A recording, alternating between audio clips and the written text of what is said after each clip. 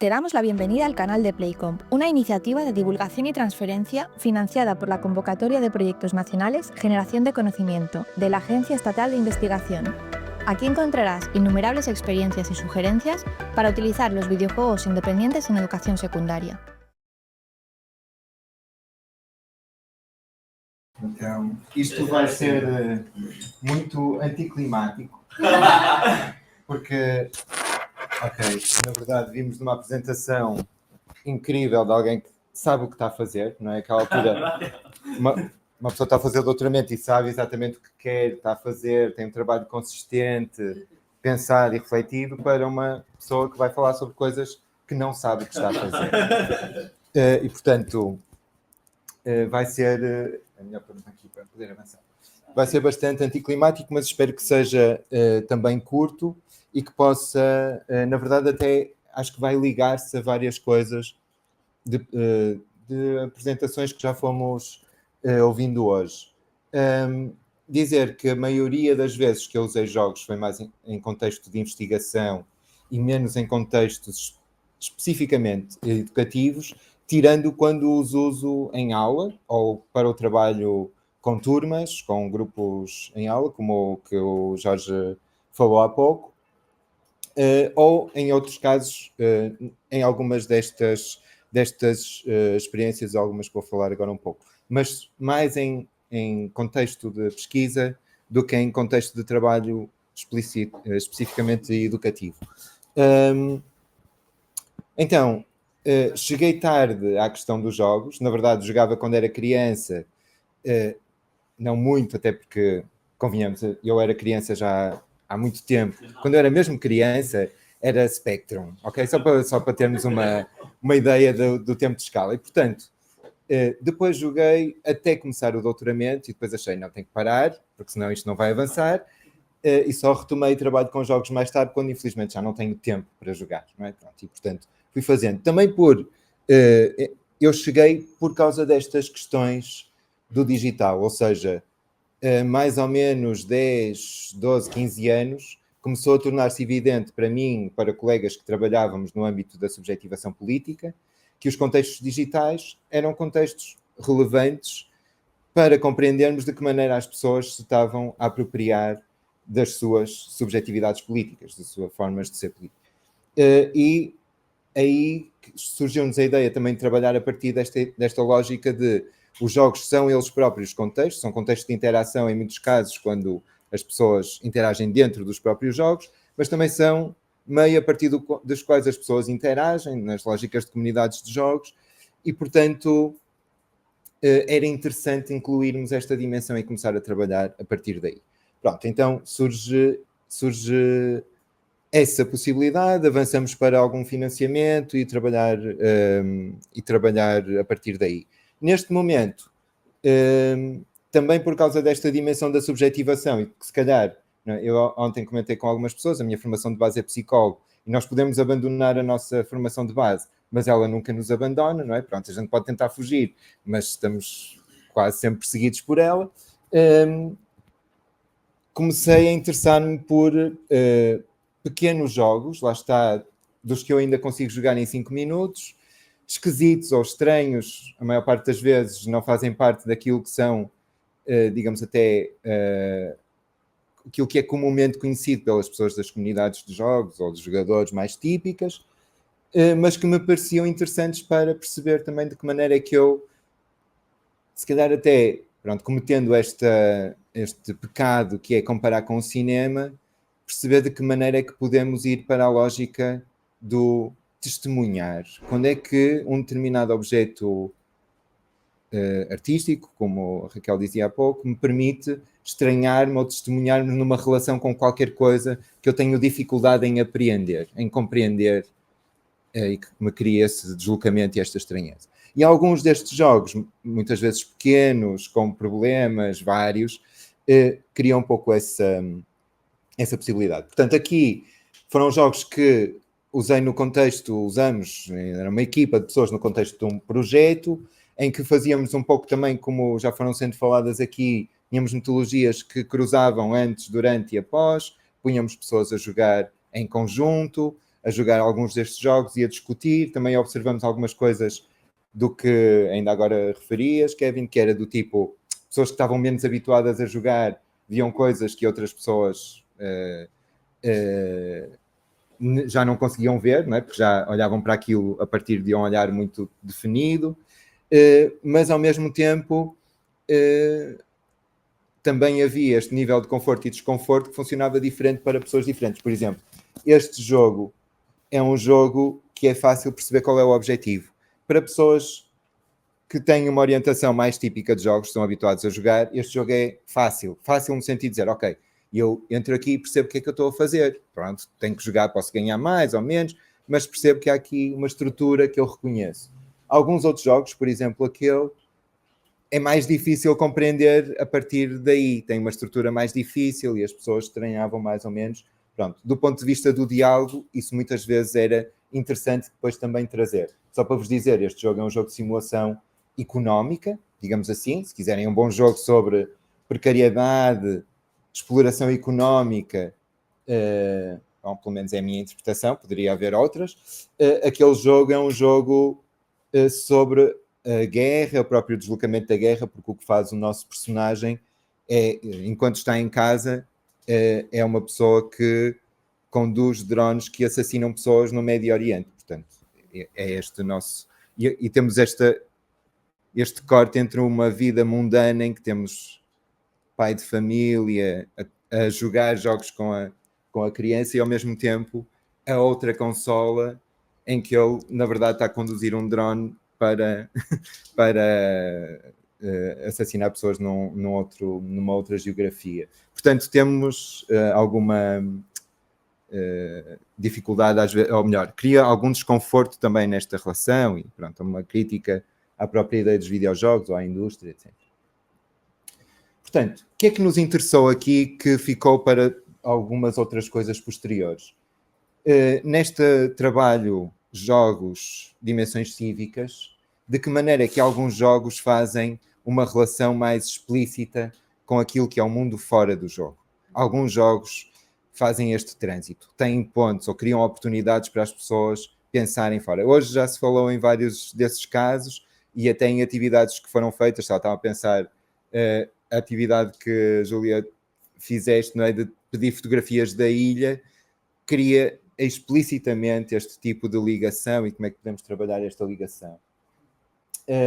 Pronto, depois, claro, este tipo de usos, se faz sentido pedirmos às pessoas para jogarem sozinhas, jogarem em pares, que tipo de benefício é que isso traz, como é que podemos explorar algumas dessas dimensões e depois pensar também de que maneira é que apresentar um jogo pode ser relevante se a pessoa depois perceber que é também uma oportunidade de ter um outro mundo, outras comunidades, explorar interesses, etc.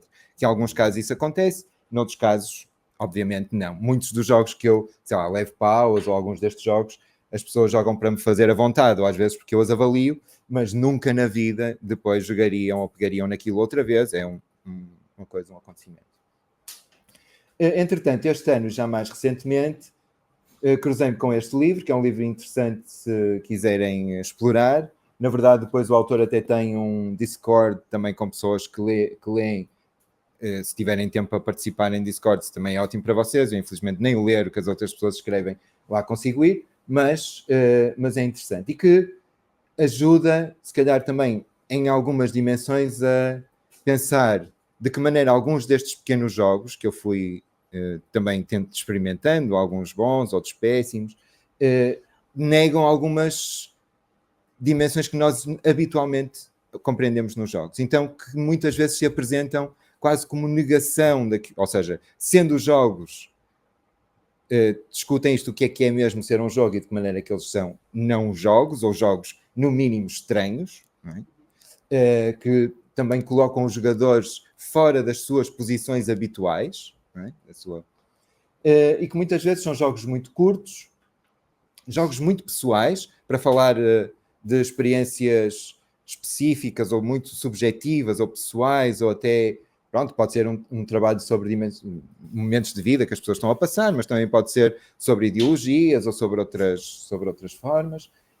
Tem uma dimensão expressiva forte E quando eu digo isto, é muitas vezes expressiva, quer no sentido de exprimirem dimensões subjetivas, mas também de serem experimentações ou de privilegiarem aquilo que é a experiência, um determinado tipo de experiência que a pessoa, nem que seja, sei lá, de frustração, cómica, ou outro tipo de experiência, que a pessoa que vai jogar pode ter.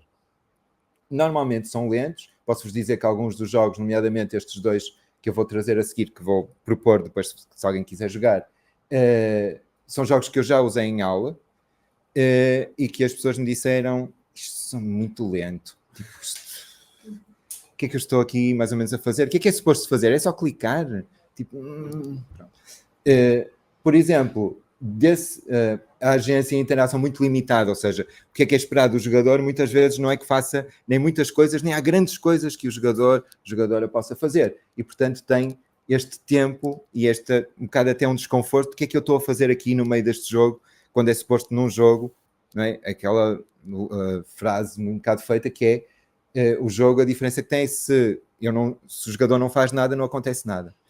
Não é? Portanto, que é dependente da agência do jogador. Estes jogos parecem desafiar também um pouco isso, eles não são tão dependentes da agência do jogador. E isso também nos obriga a pensar então quem é que está ali naquele jogo? Não é? Quem é que está a jogar aquele jogo? Ou quem é que está presente naquele jogo, se não é tanto o jogador, quem é que está ali presente? Pronto, e então cria-se também este diálogo, de alguma forma, flexível. Pronto. Este é um print de um destes jogos, do primeiro. Como veem, isto é um jogo também feito num daqueles... Há bocado o Jorge falou no Twine. Este seria uma outra coisa, é um Bitsy, é um tipo de motor de criação de jogos muito simples. E o que é que este tipo de... na verdade, é apresentado no Itch não como um jogo, mas como uma elegia, ou seja, como uma espécie de oração, se quiserem.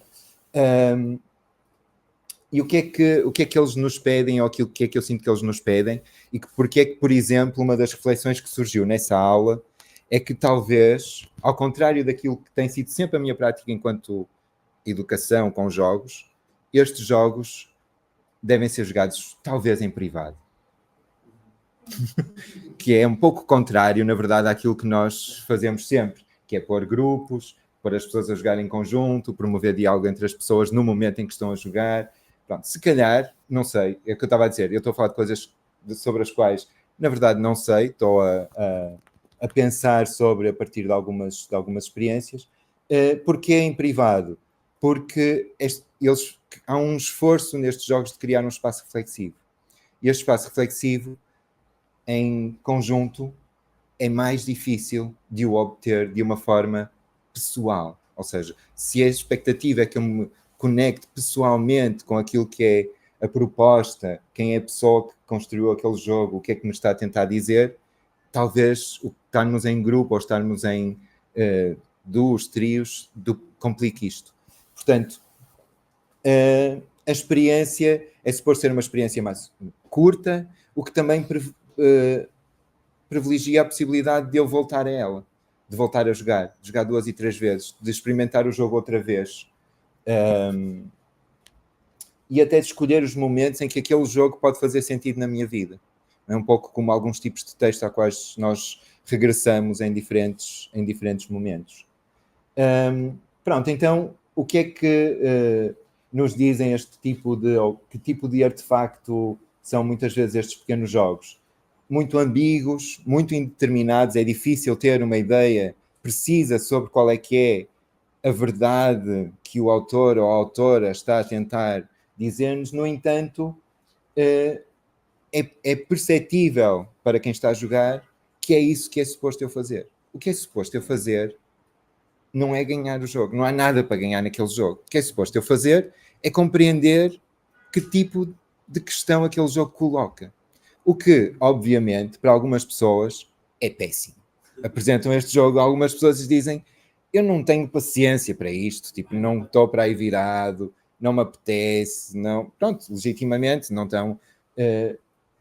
E se calhar em grupo ainda é mais complicado, não é? Se calhar em grupo, mas é uma coisa que podemos depois eventualmente pensar. Pronto, o que é que ressalta, se calhar, sobre este segundo olhar, a partir destes jogos e até de alguma experiência, lá está, com grupos e não ainda pensando noutro tipo de estratégia que pudesse favorecer outro tipo de reflexão?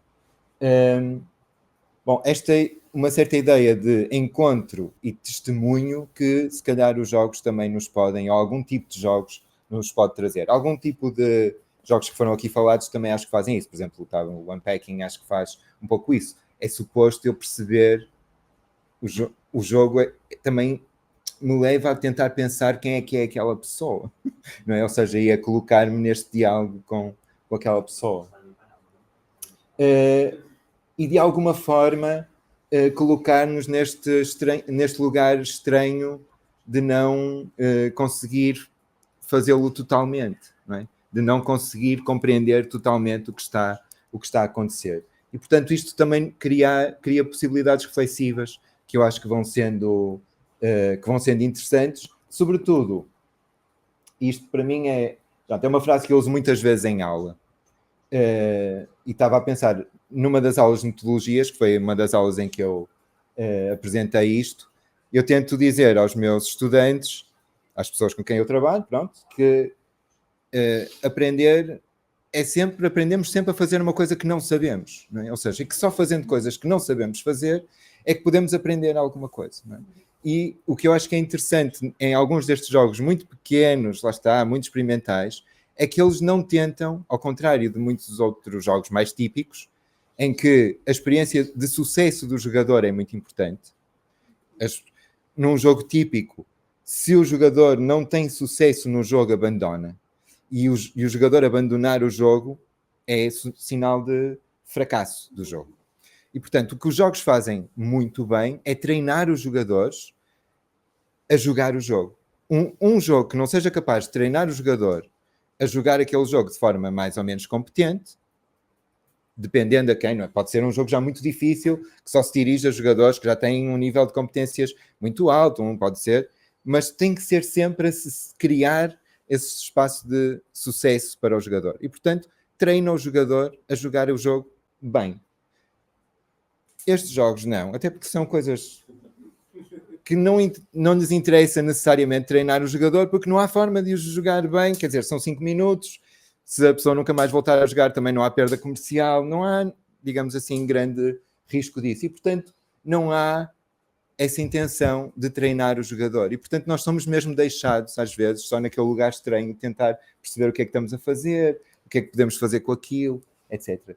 É possível que, para algumas das coisas que queremos fazer em projetos como este, isto sejam momentos interessantes de incluir. Não sei ainda como, não faço ideia, porque não, se calhar o modelo mais típico que estamos habituados a usar pode não ser adequado, não é? Se calhar tinha de ser um modelo, sei lá, trabalho de casa, ou TPC, não é? Que é uma coisa horrível das escolas, não é? Mas, tipo, como é que se poderia incluir? Mas pronto, no fundo, era isto. Obrigado.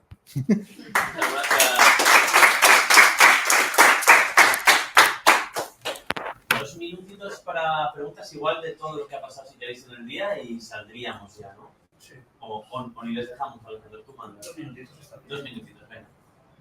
Luego mientras comemos y tiempo. Sí, ahí la seguimos. Bueno, hay muchas cosas de la presentación de Pedro que me resultan interesantes, pero son sobre todo 2 reivindicaciones que hace este tipo de juegos y que es verdad que a veces con el foco que hemos puesto en Playcom se nos pueden olvidar, ¿no? Y son, uno, el punk, es decir, estos juegos son canciones punk de 1 minuto, nihilistas a veces, como comentas, sin ninguna intencionalidad, sin ninguna ambición trascendente de voy a dejar el mundo mejor. No, son pequeños haikus, ¿no? Pequeños poemas, ¿no? Y por un lado, es esa transgresión, ¿no? Y por otro lado, otra cosa muy interesante, que es en esta sociedad del espectáculo, en la que todo tiene que ser bonito, emotivo, educativo, de repente, estos juegos tan sosegados, tan intencionalmente intrascendentes, este juego que te está mandando un mensaje de aquí lo tienes, si te gusta bien, si no también. me parece también súper interesante. Es decir, que esto lo utilizamos como sal y pimienta, ¿no?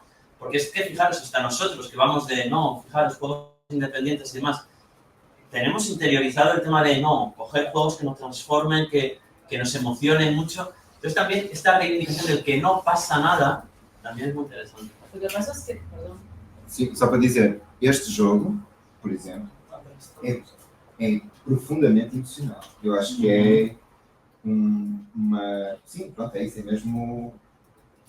Na verdade, pelo menos a minha experiência, pronto, lá está, talvez por isso não seja um bom jogo para levar para uma aula, é que há qualquer coisa de íntimo na relação que se estabelece com a autora daquele jogo. E que, sendo íntimo, no meu caso, mas imagino que noutros casos, também nos diz alguma coisa sobre as experiências que já tivemos, não é? Que já, pronto. E, portanto, também é verdade que alguns são só coisas estranhas, para criar muita estranheza, mas outras vezes há uma intenção de conexão. O que ela não é, se calhar do mesmo tipo de outros jogos. Un Manet, ¿no? Por ejemplo, Lo jugamos esta tarde, muy sí, político. nos olvidó. Un Manet, que lo has Sí, puesto sí, antes, sí, es sí. va a echar política. Sim, mas esse foi no projeto mais das questões cívicas.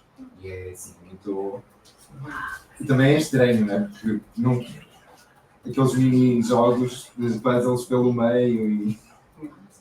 Yo quería decir que me ha parecido como muy interesante la parte que has dicho que hay que jugar, o sea que estos juegos, que al final son juegos como de, a veces point and click o incluso con la flecha y ya está, un poco más, de jugarlos de manera individual, que nos centramos, o sea, yo peco de eso, de juntarlos como de manera cooperativa, el cooperativismo, juntar todos y tal, y a veces sí que es necesario pues, esa reflexión o autorreflexión hacia adentro, ¿no? O sea, para adentro a uno mismo, aunque después la puedas exteriorizar, creo que también es fundamental. No sé, me gusta mucho esa parte. Nunca me lo había parado a pensar, de hacerlo de forma individual, juegos más pequeños o más cortos. Não sei, foi, lá está, quando experimentei em contexto de grupo e ter pessoas a jogar em conjunto, pareceu-me que desarmava parte daquilo que é a potência do próprio jogo. Não sei se fazê-lo sozinho vai melhorar tanto, mas naquele... Sí.